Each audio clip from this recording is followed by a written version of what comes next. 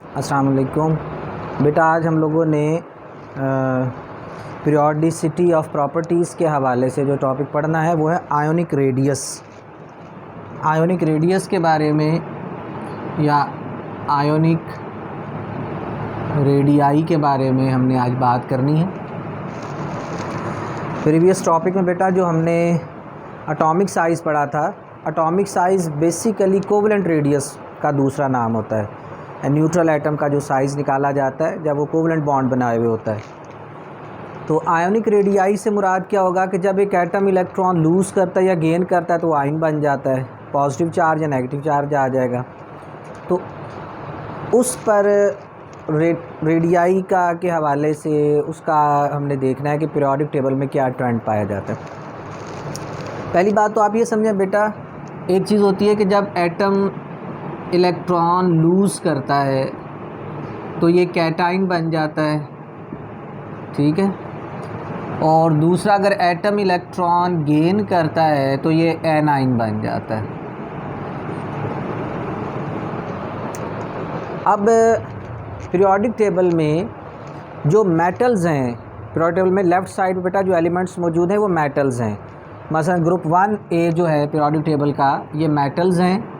इसमें lithium, sodium, potassium, rubidium, caesium और francium,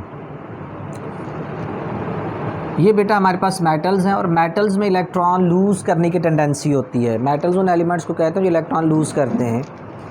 alkali metals अपना आउटर एक इलेक्ट्रॉन लूज़ करते हैं और इन पर +1 चार्ज आता है, इनके जो आयनिक रेडियाई बनते हैं। फ्रेंसियम बेटा हम नॉर्मली शामिल नहीं करते क्योंकि ये आर्टिफिशियल एलिमेंट है। तो नॉर्मली जो नेचर में एग्जिस्टिंग एलिमेंट हैं वो लिथियम, सोडियम, पोटाशियम, रुबिडियम और सीज़ियम है। ये अपना आउटर इलेक्ट्रॉन लूज़ करेगा और आउटर इलेक्ट्रॉन लूज़ करके इसका जो रेडियाई बनेगा वो जो कैटाइन बनेगा वो +1 चार्ज वाला बनेगा। अब बेटा होता ये है कि जब कैटाइन बनता है तो कैटाइन का जो रेडियस होता है वो न्यूट्रल एटम से कम होता है। कैटाइन का साइज़ कम होता है। Size of cation is less than neutral atom. वजह ये होती है बेटा कि आम तौर पर जब एक इलेक्ट्रॉन लूज़ करता है कोई एटम, मिसाल के तौर पे लिथियम की बात करें तो लिथियम में 3 इलेक्ट्रॉन हैं। अच्छा बेटा, अब लिथियम का एटॉमिक नंबर 3 है। एटॉमिक नंबर 3 का मतलब न्यूक्लियस में 3 प्रोटॉन होते हैं और उसके बाहर 3 इलेक्ट्रॉन हैं। पहले शेल में 2 इलेक्ट्रॉन और दूसरे शेल में 1 इलेक्ट्रॉन है। अब बेटा जब ये अपना इलेक्ट्रॉन लूज़ करेगा, ये वाला आउटर इलेक्ट्रॉन लूज़ करेगा, तो ये पूरे का पूरा शेल इलेक्ट्रॉन आउटर शेल ही ख़त्म हो जाएगा। तो ये लिथियम आयन का इस सूरत हाल रह जाएगी। ये लिथियम है, ये लिथियम +1 है। एटॉमिक नंबर पे कोई फ़र्क नहीं पड़ता क्योंकि बेटा एटॉमिक नंबर ऑफ़ प्रोटॉन्स होते हैं। आउटर इलेक्ट्रॉन लूज़ होने से एटॉमिक नंबर की सेहत पे कोई फ़र्क नहीं पड़ता। बहरहाल लिथियम आयन जो बनेगा उसका साइज़ जो होगा वो लिथियम एटम से कम होगा। इसी तरह सोडियम के पास 11 इलेक्ट्रॉन होते हैं। इसमें इलेक्ट्रॉन भी 11 होते हैं, जबकि सोडियम आयन जो है इसके पास 10 इलेक्ट्रॉन होते हैं। तो सोडियम आयन का साइज़ सोडियम से कम होता है। न्यूट्रल जो सोडियम एटम है इसका साइज़ 157 पिकोमीटर होता है, जबकि सोडियम आयन का साइज़ जो है वो 95 पिकोमीटर है। तो साइज़ ऑफ कैटाइन जो होता है बेटा वो न्यूट्रल एटम से कम होता है। उसकी आम तौर पे वजह ये होती है कि इलेक्ट्रॉन जब लूज़ होता है तो पूरे का पूरा शेल ही कम हो जाता है। दूसरी वजह भी होती है वो ये कि बेटा जब इलेक्ट्रॉन कम हो जाते हैं तो प्रोटॉन तो उतने ही रहते हैं। अब 3 प्रोटॉन्स का 2 इलेक्ट्रॉन पर पुल पहले से ज़्यादा हो जाएगा। नतीजतन ये सूरत हाल होती है कि इस वजह से भी साइज़ में कमी वाक़या होती है। यानी एक तो ये होता है कि आउटर शेल ही ख़त्म हो जाता है। इसके अलावा ये कि न्यूक्लियस की जो अट्रैक्शन है या न्यूक्लियर पुल रिमेनिंग इलेक्ट्रॉन्स पे बढ़ जाता है, जिसकी वजह से साइज़ ऑफ आयन जो होता है कैटाइन वो रिड्यूस हो जाता है। अगर इसको हम ग्राफ की मदद से इंडिकेट कर दें ग्रुप 1 के को, तो बेटा ये हमारे पास इस तरफ हमारे पास अगर आयनिक रेडियस हो या आयोनिक साइज़ हो, और यहाँ पे हमारे पास इसका पीरियड नंबर हो, तो ग्रुप 1 का पहला मेंबर सेकंड पीरियड में है, ये थर्ड पीरियड में, ये 4, ये 5 और ये 6 पीरियड में है। तो हम यहाँ पे पीरियड नंबर को अगर 2, 3, 4, 5 और 6 से इंडिकेट कर दें, तो 2 में लिथियम आता है। तो लिथियम एटम हमारे पास फ़र्ज़ करें अगर उसका साइज़ ये है, ठीक है जी, तो सोडियम का साइज़ उससे ज़्यादा है, पोटाशियम का साइज़ उससे भी ज़्यादा है, रुबीडियम और फिर सीज़ियम। आपने ये बनाते कोशिश करने के सेकंड वाले को सेकंड के, थर्ड वाले को थोड़ा सा फ़र्क आ गया, लेकिन कोशिश ये करनी है कि वो उसके अकॉर्डिंगली बने। पोटाशियम, रुबीडियम और सीज़ियम। तो डाउन द ग्रुप बच जाते हो बेटा, एटॉमिक साइज़ इंक्रीज़ होते हैं, ठीक होगी बात। तो उसके बाद अगर हम इनके आयनिक रेडियस की बात करेंगे तो सर्टनली लिथियम से लिथियम आयन का साइज़ कम होता है, लेकिन ग्राफ उसका भी ऐसे ही बनेगा।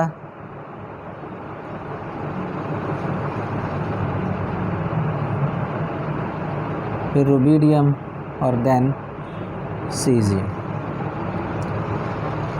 तो इस ग्राफ में दो बातें समझ आ रही हैं। पहली बात कि ionic radius corresponding neutral atom से कम होता है, और दूसरा ये कि डाउन द ग्रुप अगर एटॉमिक साइज़ इंक्रीज़ होता है तो आयनिक साइज़ भी इंक्रीज़ ही होता है, ठीक है ना।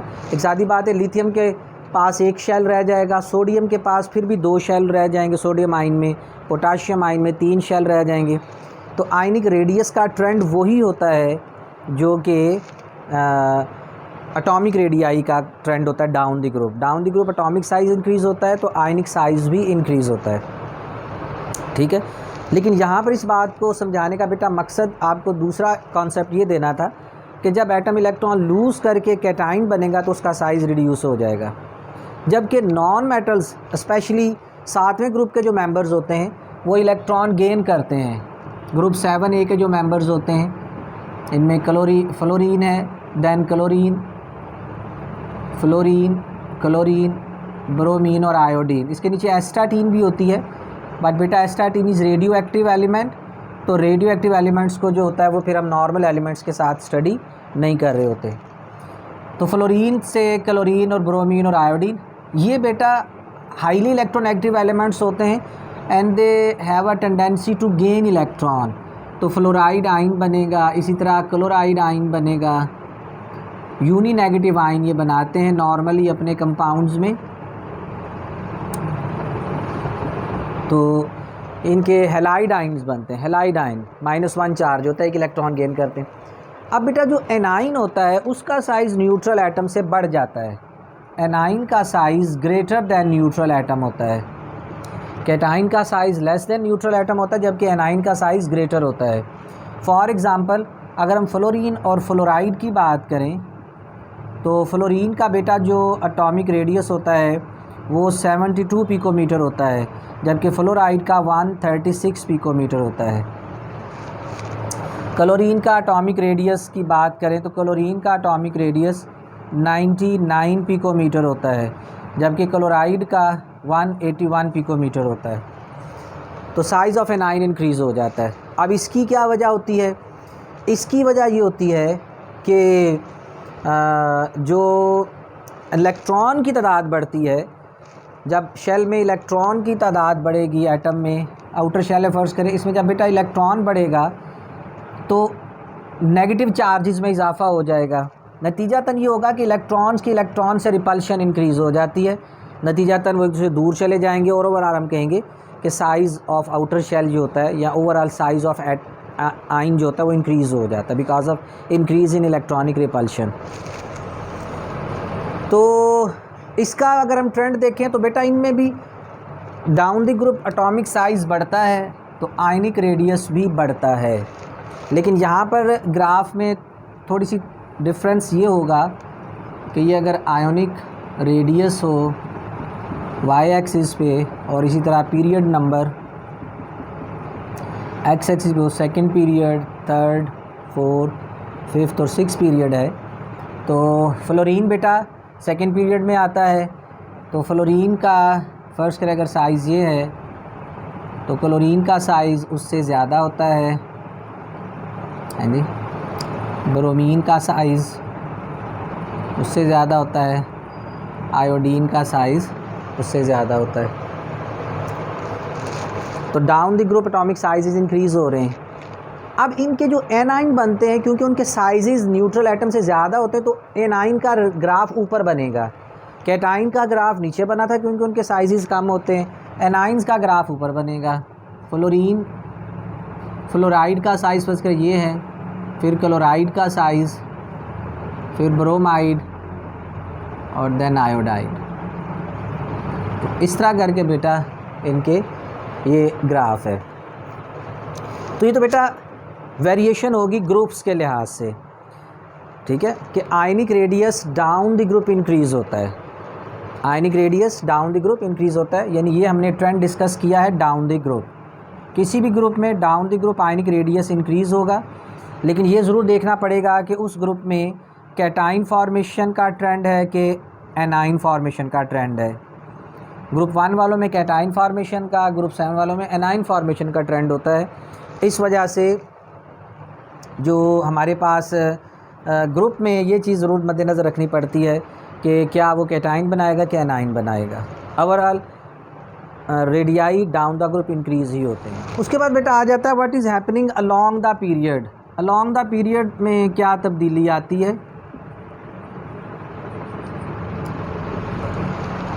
अलोंग द पीरियड में हमारे पास न्यूट्रल एटम्स की तरह हम डिस्कस नहीं करते। Along the period size decrease ही होता है, आयनिक रेडियस डिक्रीज़ ही होगा। लेकिन यहाँ पर बेटा जो ट्रेंड लिया जाएगा आइसो इलेक्ट्रॉनिक स्पीशीज़ में लिया जाएगा। आइसो इलेक्ट्रॉनिक स्पीशीज़ कि आइसो इलेक्ट्रॉनिक स्पीशीज़ में अलोंग द पीरियड साइज़ जो होता है वो डिक्रीज़ ही होता है। फॉर एग्ज़ाम्पल हम 3rd पीरियड के मेंबर्स की बात करते हैं। 3rd पीरियड में जो फर्स्ट मेंबर है हमारे पास सोडियम है, उसके बाद मैग्नीशियम और उसके बाद एल्युमिनियम आता है 11, 12 और 13। Sodium have a tendency to form +1, ये +2 और ये +3 ऑक्सीडेशन। एक इलेक्ट्रॉन लूज़ करता है, 2 और 3 लूज़ करता है। अब अगर आप गौर करें तो इसके पास 11 प्रोटॉन है, 11 ही इलेक्ट्रॉन होंगे। +1 का मतलब इसने एक इलेक्ट्रॉन लूज़ किया तो इसके पास रह जाएंगे 10 इलेक्ट्रॉन। इसके पास 12 हैं, +2 का मतलब इसने 2 लूज़ किए तो इसके पास भी रह जाएंगे 10 इलेक्ट्रॉन। इसके पास 13 हैं तो 3 लूज़ करेगा तो इसके पास रह जाएंगे 10 electron. So these 3 have same electron, इनके इलेक्ट्रॉन सेम है तो ये आइसो इलेक्ट्रॉनिक कहलाएंगे with same number of electrons. Species with same number of electrons are iso electronic species. तो लेफ़्ट साइड जाते हुए सोडियम, मैग्नीशियम और एल्युमिनियम में हमारे पास जो ट्रेंड होगा वो ये होगा कि लेफ़्ट से राइट जाते हुए आयनिक रेडियस कम ही होगा, ठीक है। उसके बाद इसी पीरियड में अगर हम आगे चले जाएंगे, ठीक है, मिसाल के तौर पे हम फास्फोरस, सल्फ़र और क्लोरीन की बात करते हैं, ठीक है। अब अगर फास्फोरस के बारे में हम बात करें, 3 नेगेटिव आयन बनाए, ये 2 नेगेटिव और ये 1 नेगेटिव आयन बनाए, ठीक है जी।